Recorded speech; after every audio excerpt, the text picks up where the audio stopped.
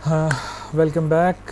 सो इस वीडियो के अंदर हम जो है वो पढ़ेंगे इंटीजर्स और फ्लोट्स के बारे में। इंटीजर और फ्लोट क्या होते हैं? बेसिकली नंबर्स जो हम प्रोग्रामिंग लैंग्वेज में यूज़ करते हैं। यानी कि यहाँ पे मैं एक वेरिएबल क्रिएट कर लेता हूँ x के नाम से और इसे मैं एक नंबर दे देता हूँ, जैसे कि मेरे पास यहाँ पे नंबर है 10। ठीक है, तो मैं इसे क्या कर सकता हूँ, इको करवा सकता हूँ, ऐसे ही है। और $x में दे देता हूँ, सेव करता हूँ, रीलोड करता हूँ, तो मेरे पास वो नंबर आउटपुट हो जाएगा। ठीक है, अब आप कहोगे ऐसे नंबर देने का क्या फ़ायदा? और आपने एक और चीज़ नोट की होगी, नंबर के इर्द गिर्द मैंने इन्वर्टेड कॉमास नहीं दिए। ठीक है, तो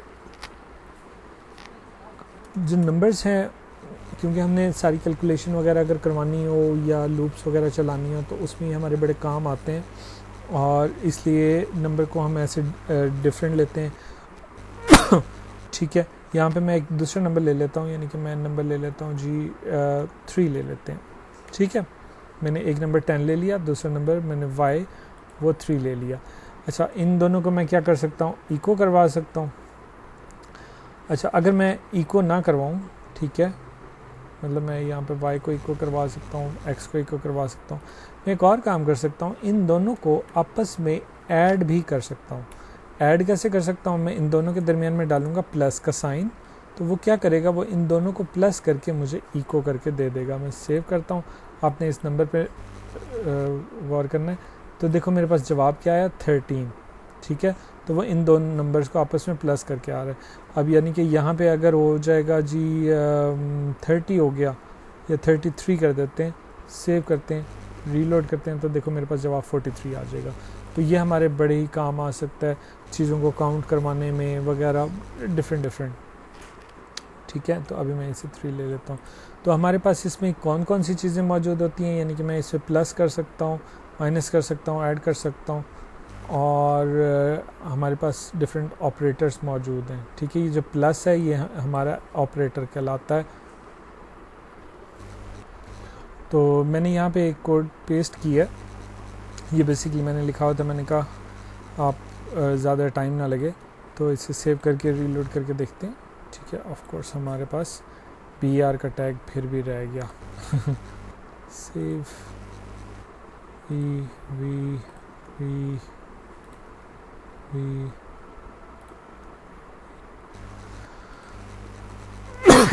ठीक है, हम इन दो नंबर्स को ऐड कर सकते हैं। देखो ऐड करने का तरीका क्या है, हम इन दोनों नंबर्स के दरमियान में डालेंगे प्लस का साइन और हमारे पास प्लस में जवाब आ जाएगा। अगर हम उन दो नंबर को आपस में माइनस का साइन दरमियान में डालेंगे, जो कि मैंने अभी फर्स्ट लेक्चर में आपको दिखा भी रहा था, ये सेकंड लेक्चर में जहाँ पे मैंने डैश डाली थी तो उसने डैश को एज ए माइनस कंसिडर किया था। तो देखो सेकंड आप देख सकते हो कि वो हमारे पास क्या जवाब आ रहा है, 7 आ रहा है। ठीक है, और उसी तरह मल्टीप्लिकेशन के लिए आप उन दो नंबर्स के दरमियान में स्टार का साइन दोगे। ठीक है, एक्स नहीं स्टार, तो वो स्टार क्या है, 10 multiply by 3 is equal to 30। उसी तरह तो अगर मैं डिवाइड करूँगा तो मेरे पास फॉरवर्ड स्लैश का साइन आएगा उन दोनों नंबर्स के दरमियान में, और मेरे पास ये 3.33 करके जवाब आ गया। अच्छा, ये जो 3.33 करके मेरे पास जवाब आ रहा है ना, इसे हम बोलते हैं फ्लोट। ठीक है, जब पॉइंट्स में जवाब आता है, चाहे 0.1 है, 0.2 है, कुछ भी है, या 0.333, इस वक्त हमारे पास 3.33 जवाब आ रहा है, तो ये इन्हें हम कहलाते हैं फ्लोट्स। ठीक है, तो फ्लोट्स भी हमारे कंप्यूटर साइंस में एक बहुत बड़ी अचीवमेंट थी जब हम पॉइंट्स को अलहदा कैलकुलेट करवा रहे थे। ठीक हो गया।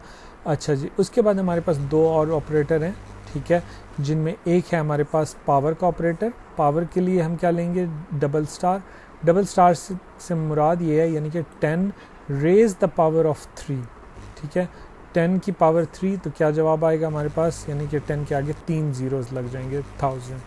ठीक है, और उसके बाद एक जो ऑपरेटर है, जो कि शायद आपने कैलकुलेटर्स में ना देखा हो, तो उसे हम बोलते हैं मॉडुलस ऑपरेटर। ठीक है, मॉड, ठीक है, मॉड भी इसे बोलते हैं, रिमाइंडर भी इसे कुछ लोग बोलते हैं। तो ये क्या करता है, यानी कि अब देखो 10 डिवाइडेड बाय 3, 10 3 पे पूरा का पूरा डिवाइड नहीं होता। ठीक है, वरना आपके पास जवाब क्या आना चाहिए था, आपके पास जवाब सिर्फ 3 आना चाहिए था। आगे जो 3 3 है, यानी कि वो पूरा का पूरा डिवाइड नहीं हुआ, तो कुछ ना कुछ रिमाइंडर में बच गया। तो वो जो रिमाइंडर में जो चीज़ बचती है वो क्या होती है, वो हमें मॉड्यूलस ऑपरेटर से पता चलती है, यानी कि कितना रिमाइंडर आएगा। ठीक है, इसका फ़ायदा तब होता है जब हम किसी चीज़ मतलब इवन ऑड प्राइम नंबर्स के दरमियान में डिफ्रेंशिएट कर रहे होते हैं, या हम ये देख रहे होते हैं कि कोई चीज़ है वो तमाम प्लेयर्स के दरमियान में बराबर बराबर डिवाइड करनी है, या कुछ भी है, तो हम क्या क्या डिवाइड कर सकते हैं और हमारे पास बाकी क्या बचेगा जो कि डिवाइड नहीं हो पाएगा, तो हम उस तरीके से इसे फाइंड कर सकते हैं। और अब मुझे क्या करना पड़ेगा, अब इस नंबर का फ़ायदा ये है कि यहाँ पे सिर्फ मुझे चेंजिंग करनी है। मैंने 3 की जगह 2 लिख दिया, मैंने सेव किया और देखो मैंने रीलोड किया और देखो मेरे सारे नंबर चेंज हो गए, यानी कि यहाँ पे एडिशन 12 हो गई, 8 या मल्टीप्लिकेशन 20, डिवीज़न 5, और देखो मॉड्यूलस मेरे पास क्या आ रहा है, 0 आ रहा है, यानी कि रिमाइंडर 0 बचेगा। 10 जो है 2 पे पूरा का पूरा डिवाइड हो जाएगा। ठीक हो गया। हाँ, अच्छा, अब बात आ जाती है हमारी इसकी कि ये जो 3.33 इतना ज़्यादा आ रहा है, अब ये थोड़ा सा मसला कर सकता है। ये मसला किस तरह करेगा, क्योंकि ऑफ कोर्स ये हमारे पास फ्लोट में आ गया। सोच लेते हैं हमें फ्लोट नहीं चाहिए रिमाइंडर के अंदर, या डिवाइड करने के बाद हमें रिमाइंडर नहीं चाहिए, हमें सिर्फ पॉइंट के बाद जो वैल्यू है वो हमें मिल जाए।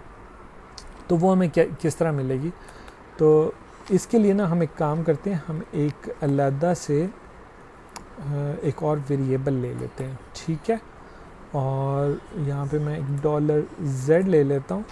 ठीक है, जो कि मेरा बराबर है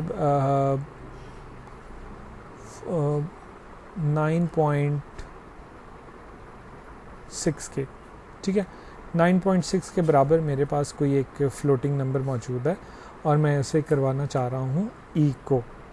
ओके हो गया, तो यहाँ पे $z, ओके, सेव, रीलोड मैंने किया और मेरे पास 9.6 जवाब आया।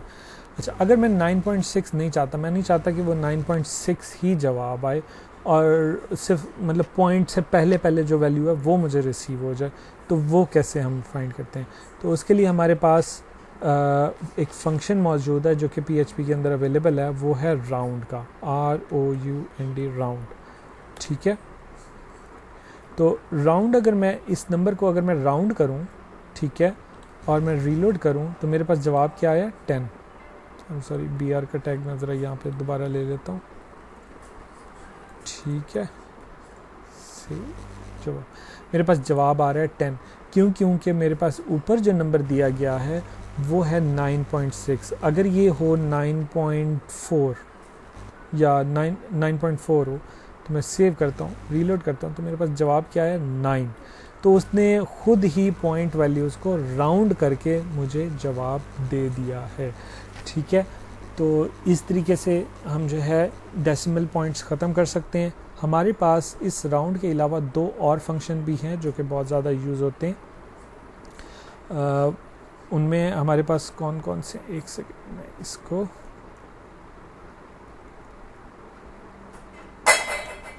सॉरी, हाँ ये आ गया, और कंट्रोल शिफ्ट डी। ठीक है, इसको ना यहाँ पे हम बना लेते हैं पहले से, इको। ठीक है, ये पहला जो हमारे पास कहलाएगा वो है फ्लोट। ठीक है, उसके बाद हम ऑफ कोर्स इको कर लेते हैं राउंड, ROUND, राउंड। मैं आपको डिफरेंशिएट करवाना चाह रहा हूँ कि वो डिफरेंट फंक्शंस क्या हैं। और इको, ये हमारे पास सेल, CEIL, सेल। ठीक है, अब ये जो तमाम फंक्शन है, यहाँ पे हम ले लेते हैं फ्लोट, राउंड की जगह हम ले लेंगे फ्लोट, इसकी जगह हम ले लेंगे सेल। ठीक है, ये आपके सिचुएशन के हिसाब से आप चेंज करोगे। सेव करता हूँ, रीलोड करते हैं, और सॉरी, फ्लोट नहीं, floor, FLOR, floor, FLOR, floor. ठीक है, सेव करते हैं, रीलोड करते हैं। अच्छा, अब ये फ्लोर क्या चीज़ है, राउंड क्या चीज़ है, सिल क्या चीज़ है, ये तीनों जो हमारे पास फंक्शन है ये डेसिमल पॉइंट को ख़त्म करने के लिए इस्तेमाल होते हैं। ओके, बट हमारे पास अगर यहाँ पे 9.6 वैसे लिख देता हूँ, 9.6 में लिख लेता हूँ, सेव करता हूँ, रीलोड करता हूँ और देखते हैं हमारे पास ना फ़र्क आ रहा है। कैसे कि जो राउंड है वो पॉइंट के आगे वैल्यूज़ जो है वो राउंड को जब ख़त्म करने लगता है तो वो क्या करता है, वो एक ऐड कर देता है, ठीक है, और हमारे पास जवाब आ जाता है 10, ठीक है। उसी तरह जो सिल है हमारे पास वो भी क्या कर रहा है, वो पॉइंट को ख़त्म करके जो पॉइंट से पहले वाली जो वैल्यू है उसमें एक नंबर वो ऐड कर रहा है। अच्छा, सेल की भी समझ आ गई। तो फ्लोर हमारे पास क्या कर रहा है, वो पॉइंट के आगे जितनी भी वैल्यूज़ हैं उन सब को रिमूव कर रहा है और ख़ाली यहाँ पे सिर्फ और सिर्फ 9 लिख रहा है, यानी कि जो डेसिमल से पहले हमारे पास मौजूद था पड़ा। बट अगर मेरे पास नंबर हो जाए जो कि यानी कि 9.4 यानी कि 0.5 से कम है, सेव करते हैं, रीलोड करते हैं, तो आपने इधर ज़रा नोट करना है कि यहाँ पे क्या हुआ। रीलोड करता हूँ तो देखो राउंड भी हमारा 9 हो गया, ठीक है। अब इन तीनों में फ़र्क ये है, जो फ्लोर है वो पॉइंट के आगे बाद वाली जो वैल्यू है वो कम्प्लीटली इग्नोर कर देता है और पॉइंट के बाद वाली कोई भी वैल्यू रिसीव नहीं करता, ठीक है। जो सिल है वो पॉइंट के आगे चाहे 0.0001 भी है ना, तो वो उसे भी ले के पिछले नंबर के उसे मतलब ख़त्म करके अपने डेसिमल से पहले वाला जो नंबर है उसमें एक ऐड कर देगा। तो ये हमारा सिल ये काम करता है। जो राउंड है वो हमारा प्रॉपर राउंड है जो कि हम मैथ में पढ़ते आए हैं। तो वो क्या करता है, वो अगर यानी कि आपकी वैल्यू 9.5 से अबव है, ठीक है, तो वो उसमें एक ऐड कर देगा, वरना वो क्या करेगा, उसको इग्नोर कर देगा। ठीक हो गया। तो ये जो पॉइंट वाली वैल्यूज़ हैं, अगर आप कोई बैंकिंग ऐप बना रहे हो या कॉमर्स ऐप बना रहे हो जिसमें पैसे वगैरह हैं, तो ये पॉइंट का बड़ा ही ध्यान रखना, क्योंकि ये फिर बाद में ना कलेक्ट हो के बहुत ज़्यादा डिफरेंस ला देती हैं। तो ये चीज़ें समझने की हैं। तो अल्लाह करेगा आपको समझ आया होगा। इंशाल्लाह नेक्स्ट लेक्चर में हम देखते हैं कि भाई डेट्स हम कैसे जो है उसके साथ इंट्रैक्शन कर सकते हैं।